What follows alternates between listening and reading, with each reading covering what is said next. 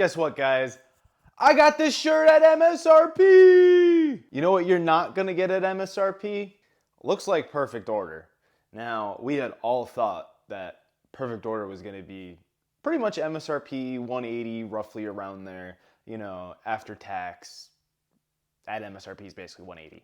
So, Perfect Order was $200. You know, we still have a little bit before release date. But pre-ordering for $200, that's probably the lowest pre-order price we've had on anything. Even Journey Together wasn't that cheap. And now it has rebounded and is back up to $250 for a pre-order price, which is right around Journey Together's booster box price. So a set that literally only has a Starmie and a Zygarde in it. I mean, I don't know anybody who likes Zygarde. I know people who like Starmie, but there's not a whole lot of them. Starmie's doesn't have that power of like a Gengar or a Charizard or anything like that, right? So let's take a deeper look and figure out why this is rebounded from 200 to 250. I think the simple answer is it was too cheap to pass up. I mean, if you look at better sets, like the most criminally undervalued one is definitely Surging Sparks. Surging Sparks should not be 250 with, you know, it's got 4 or 5 cards that are pretty solid chase cards, and it's got, you know, some middle depth in there as well, so it's not super top heavy either. You have Journey Together. I personally think Journey Together is a little undervalued. I don't understand why it's so hated. It's a decent set. Do not get me wrong, it's definitely on the weaker side, but you know, you have some middle tiered chase cards like the Articuno, you have the Lily's Clarify, which we just got another one in Ascended Heroes, and I think Ascended Heroes is actually better than the Journey Together one. You know, I'm not sure that helps my case here, but is it worse than Scarlet and Violet base? Is it really worse than Obsidian Flames? Or is it kind of on par with maybe Paradox Rift? Maybe it's better than Paradox Rift? I don't know. You guys tell me your thoughts on that in the comments below. Hashtag Journey Together or hashtag Paradox Rift, whichever one you think's better. I don't really know. I think they're pretty much equal, but you guys let me know. You know, we can even look at Stellar Crown, which Stellar Crown has a $60 Squirtle and a $60 Bulbasaur, and that's basically it. They're not even SIRs, they're illustration rares. I mean, when you start to look at things like that, it kind of makes sense, right? I mean, all the new sets from Mega Evolutions is pretty close to 300 plus as well. So you can't even buy brand new sets near $200. You can't even buy bad sets for $300. Stellar Crown's more than $200. Pokemon has pretty much, without saying it, said, hey, we're not really reprinting booster boxes. I mean, we got some small booster box restock. I wouldn't even call them a reprint. They were so minuscule, you know, of like how they evolved, and I think that was when it was back to, it was like $140 and it dropped to $130 or something like that. We might have gotten a little bit of Surging Sparks here and there, but literally nothing to really crash or cool the market by any means whatsoever. So Pokemon hasn't said it, but they pretty much have said it without saying it. Hey, we're not doing more booster boxes. So what you get, you get. So that in its own is like, hey, maybe we should, you know, lock up these booster boxes. Investors are probably saying that. Hey, let's lock up these booster boxes. Or, you know, people who love to rip packs are just, hey, finally I can get some cheap packs. Because, you know, how many booster boxes have you been able to get for $200 lately? Not a whole lot. Phantasmal Flames there at one, I don't know, maybe like for like 2-3 weeks. From an investing point of view, you also have to look at sets like Dragon Majesty and Rebel Trash, Rebel Clash, Sword and Shield base set. I'm sure there's a couple others. Those are just the easiest ones to mention. They never got a reprint because nobody liked the sets. So if everybody hates Perfect Order, we could see, you know, Rebel Trash 2.0 with Perfect Order. Now, that's not saying this is going to be a good investment by any means, because I personally don't like to invest in stuff like that because, you know, at $500 a box, who the hell is buying Rebel Trash?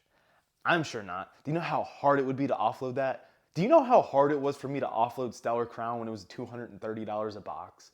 It was so hard. I had to do partial trades just to get rid of it. And it didn't move. And we were in the craziest bull market ever. We still are, but you know, in the middle of the craziest bull market ever, nobody wanted that crap.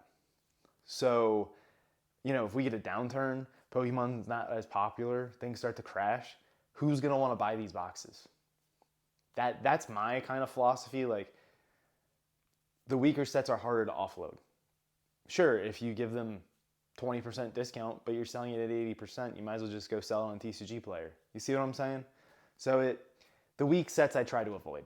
So being that Pokemon has basically said that they're not willing to reprint booster boxes yet, I mean, it has to come at some point. That's the only way you're going to put, a little bit of water on this market. But do you think Perfect Order is going to take priority over sets like Destined Rivals, Ascended Heroes, Phantasmal Flames, Mega Base, Surging Sparks, Twilight Masquerade? I mean, these sets rotate out next year. Twilight Masquerade, Surging Sparks, Temporal Forces, they all rotate out next year.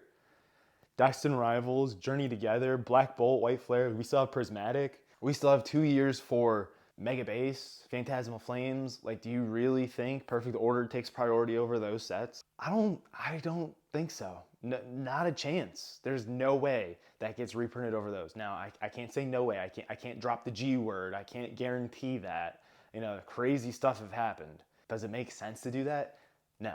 Let me also add, to make matters worse, Perfect Order is a new rotational block. So it doesn't rotate out until 2029, unlike the first sets from the Mega block itself.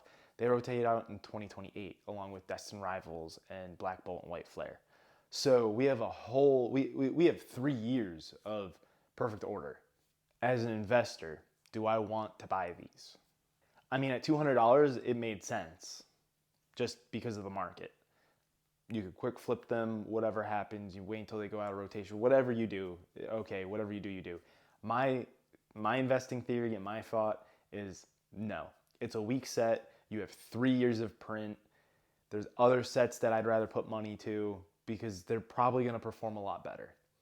I don't like performing on something because I don't like banking on something not getting a reprint as the only way it's gonna skyrocket in value. I like there to be high set value with chase cards, something I actually would open myself. That's what I like to open, or that's what I like to hold on to.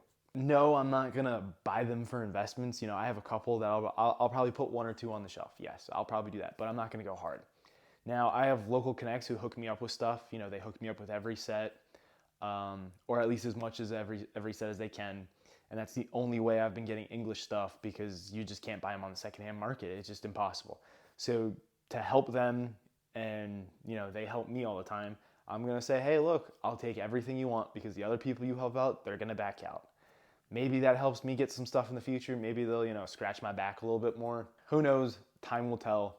Yes, I am going to grab as much as I can from my local people to try to help myself for future sets. Storm Emeralda, which is supposed to be the Rayquaza set. Maybe, I get some more of that from my local guys because I've showed, hey, I'm willing to support you with a crap set like Perfect Order. Maybe you can help me out with a better set. See what I'm saying? So yeah, I'll take them. And I'm pretty much expecting there to be no demand. Nihil Zero, I haven't even been able to sell 10 boxes of. That's the Japanese version for those that don't know. Now, based off of that, I'm going to say I might be able to sell a couple booster boxes. I mean, I don't know about ETBs. I hope I can sell all my ETBs. I would rather be stuck with booster boxes all day of the week, twice on Sunday. But is that realistic? I don't think so. I think I'm going to get stuck with all the ETBs and maybe a case of booster boxes or something along those lines. That being said, I fully expect to get stuck with everything that I'm going to grab from my local connects, because I'm not buying this on the secondhand market. I'm not buying this over MSRP by any means. I think a true value on secondhand market for this, a good value, is MSRP to 180. You see that on TCG Player. I think that's a pretty comfortable spot to buy to if you're going to invest in it or rip it. I think that's a pretty comfortable spot.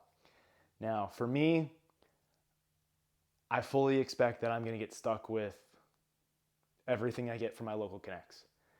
And with that, you can call me Beta Investments, because that shit's going straight in my closet. I'm going to sit on it for 5 years and let everybody laugh at me. I'm going to be like, dang, why did I do that? Why did I help my local connects? Why did I buy all that product? And, in 5 years, when Perfect Order booster box is $500, I'm going to go, hey, guess what? Rudy was right. All you got to do is throw that in your closet and you're fine. Even the worst sets perform. But I'd rather just churn and burn it like a normal business and not be called beta investments. I'd like to invest in other things outside of Perfect Order. Better sets, better possibilities. So to sum up the video, guys, yes, I'm buying Perfect Order from my local Connects. I'm not buying it at $250 on the secondhand market. I'm not putting out buy lists for Perfect Order. It's not a set that I would normally hold on to in my investment portfolio either, but I might be forced to if customer base doesn't want it. It's not a supported drop. Like Rudy always says, when sets that come out and they're hated, the negative reaction to it, he's forced to hold on to it. And I truly, truly believe that's what's going to happen with Perfect Order. I think it's going to come out, it's going to be rejected. You have Ascended Heroes releasing alongside of it. Ascended Heroes is going to grab everybody's attention. Everybody's going to go, what? What's Perfect Order? Who's Zygarde? And I think because of that, I'm going to be forced to hold on to it. And yes, you can call me beta investments when that happens. I believe it's spiking simply because it's the last and only cheap box out there and the perceived scarcity of booster boxes as a whole. With that being said, let's wrap up the video. Smash that subscribe button. If you're on YouTube, there's a link in the description to the Discord, to my website, to our emailing list, to our other social medias. If you're on social media, the link tree in my bio, you can click that. That'll show you everything as well. Go to my website while you're there, maxpacks.com, buy sealed product. Sign up to the email list so you're notified when I drop Ascended Heroes restocks or when I drop Perfect Order. And we also have Ninja Spinner available for pre-order. Right now it releases, I want to say March 13th, so we got about a week left. Cheapest price I've seen at the time of the video. Thanks all. This is Beta Investments, Max Packs, out.